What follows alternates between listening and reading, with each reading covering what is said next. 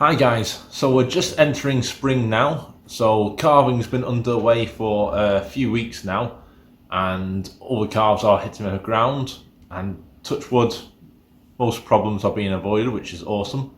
We don't have any salmonella on any of the farms because of an awesome vaccine uptake, so that's really something that our farmers have done really well.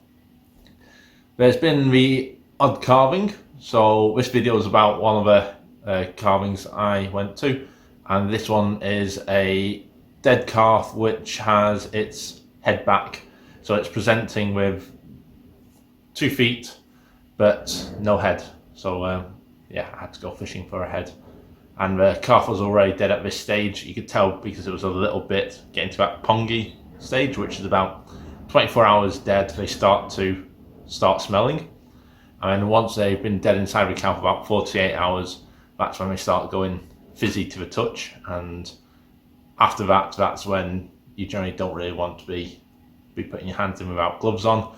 And if you smell the cow before you see her, always double glove.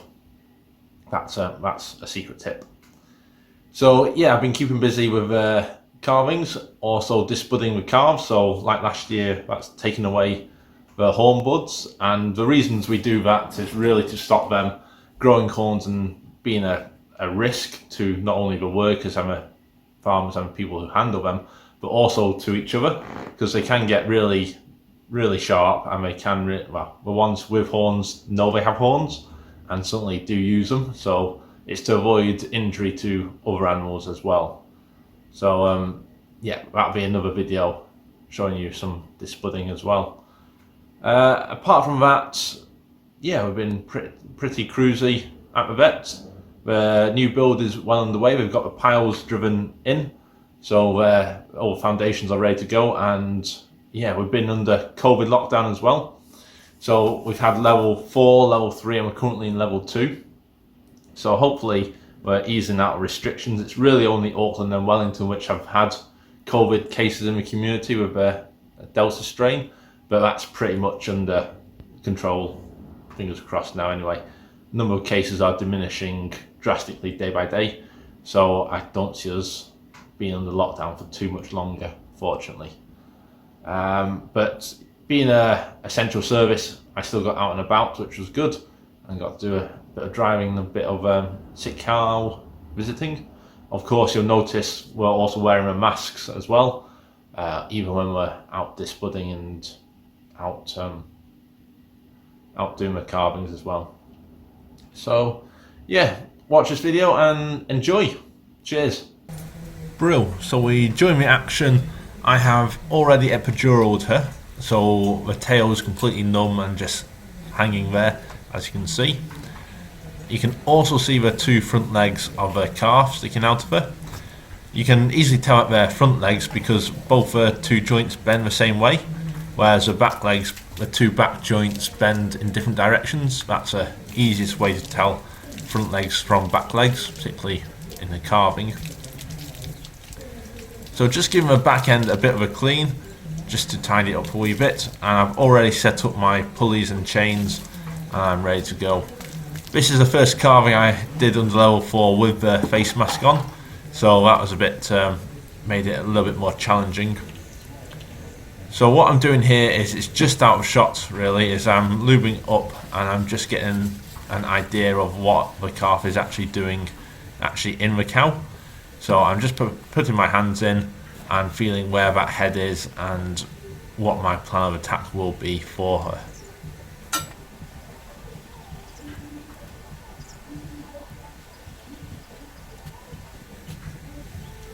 Okay, so the head's over to one side, so I found where it is, and what I'm doing is I'm filling up. If you don't have an expensive lube pump, which I don't, you can just grab a rectal glove and chuck in 1 or 2 litres of lube into the rectal glove itself. And once you've got that, you lube up the ends of the rectal glove and you just insert that into her vagina really, and into the uterus, and squeeze it in like a big tube of toothpaste. And I find that's the quickest and easiest way to actually get quite a lot of lube into her all in one go. It saves trying to take it in by hand, and you end up dribbling a lot of it on the cow and on yourself and whatnot, and it's just really, really messy. Whereas this way, yeah, you get all that lube exactly where you want it in the uterus. So nice, easy technique. There's also a bit of tunes playing as well from the cow shed, so that's it's nice atmospheric music to carve a cow to. And as you can see, I've just squeezed all that lube inside her, and I'm just having another feel to make sure it's exactly where I want it, and reaching for my head rope. So what I think a lot of people struggle with when they are carving cows is they don't really support the head. So I've sped this up a wee bit now, so I think we're going at 3 or 4 times speed.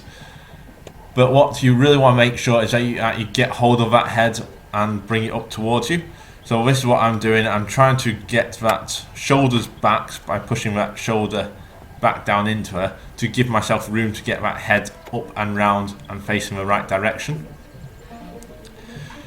So once the head's pointing directly, then I'll go for my head rope, and that's when I'll hook it on, making sure that I get it behind the ears. That's the biggest thing with head ropes, is make sure that they are securely behind the both ears. If you even just miss one ear, you'll find that as soon as you start pulling with that head rope, the head rope will just slip off the head. So make sure you got the two heads. I hope it's not 2 heads.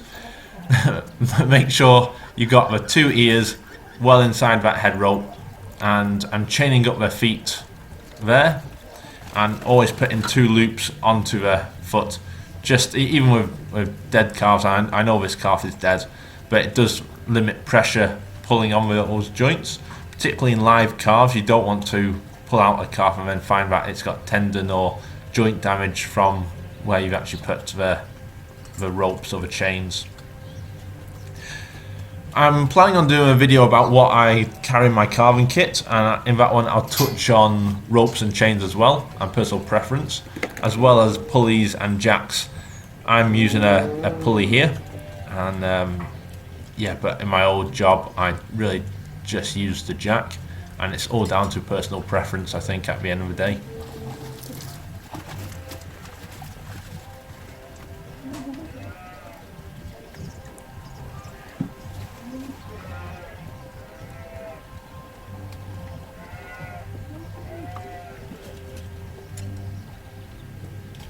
So here I'm starting to apply pressure.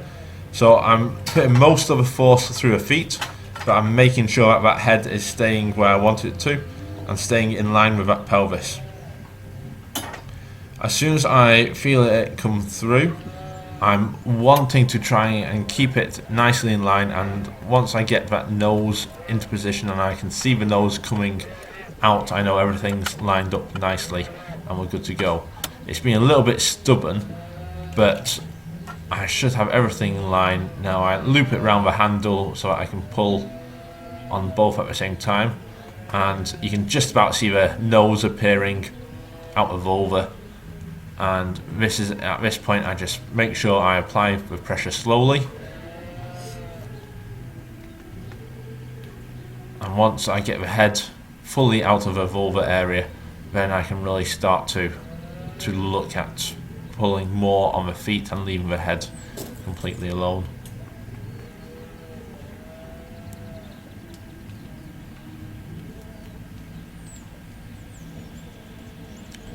So I've got the head far enough through now that I really just focus on putting pressure on the legs.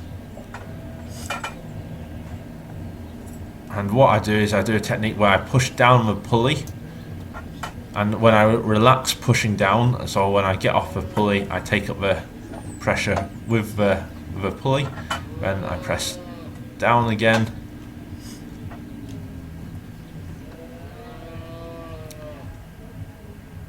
pressing down again. As you see, the cow is helping by pushing as well. So pushing down the pulley, then taking up a strain, taking up slack, pushing down the pulley, and taking up the slack again until the calf comes out.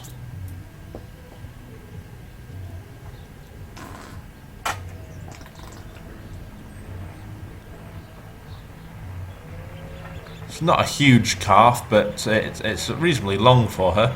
I think she's middle-aged cow, so she's certainly not a new calver. But yeah, I think I just missed her when she was starting to push with her 2 legs, and no one checked her with her head back. So now I'm just double checking firstly for tears, making sure there's no tear in the uterus, looking for fresh blood on my glove, that's looking really good. And I also check for twins as well, because you don't want to miss a second calf hiding out there. So at this point I'm just degloving, and I'm going to give her a shot of anti-inflammatory and painkiller. So long-acting painkiller, and also a shot of oxytocin as well, which will be the hormone of choice for getting that uterus clamped down, and this really just stops her prolapsing as well afterwards.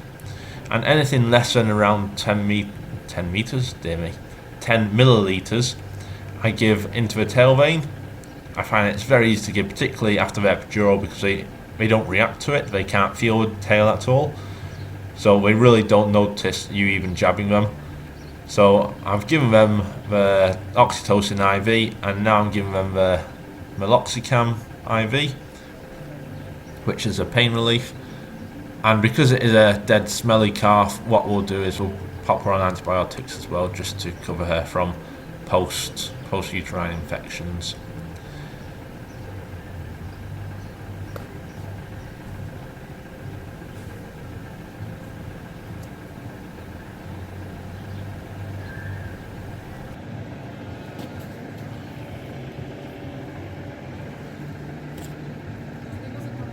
Oh, no worries.